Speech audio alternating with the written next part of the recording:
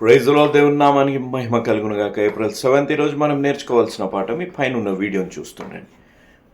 బండ విరగొట్టాలంటే ఎంత పెద్ద ఇన్స్ట్రుమెంట్స్ కావాలి అని మనం ఆలోచిస్తుంటాం. కానీ ఇలాంటి బండని ఒక్క వ్యక్తి చిన్న చిన్న వెడ్జెస్తో కొడుతూ ఉంటే విరిగిపోతుంది.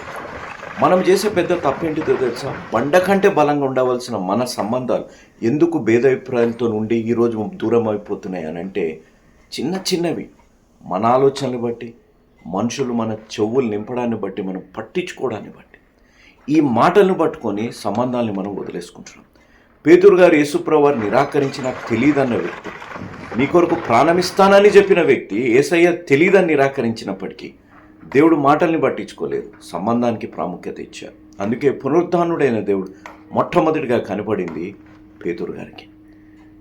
పట్టించుకోవట్లేదు, లెక్క చేయట్లేదు, నాకు చెప్పట్లేదు అనేవి మనం ఎక్కువగా పట్టించుకొని మన ఆలోచన ద్వారా ఇలాంటి ఆలోచనలు రావడం, మన జీవితాల్లోని కొంతమంది మనుషులు మన చెవులు నింపడాన్ని బట్టి మనల్ని ప్రేమించేవారిని, మన కొరకు నిలబడ్డ వారిని, మన కష్టకాలంలో మనకు తోడుండి సహాయం చేసిన ఇలాంటి మంచివి ఈ చిన్న ఆలోచనలు పట్టించుకోవడాన్ని బట్టి, లేకపోతే మనుషులు చెవులు నింపే వాటిని పట్టించుకోవడాన్ని బట్టి బండ కంటే బలంగా ఉండవలసిన సంబంధాలను వదులుకుంటున్నామేమో అనేది ఒక్కసారి ఆలోచించండి.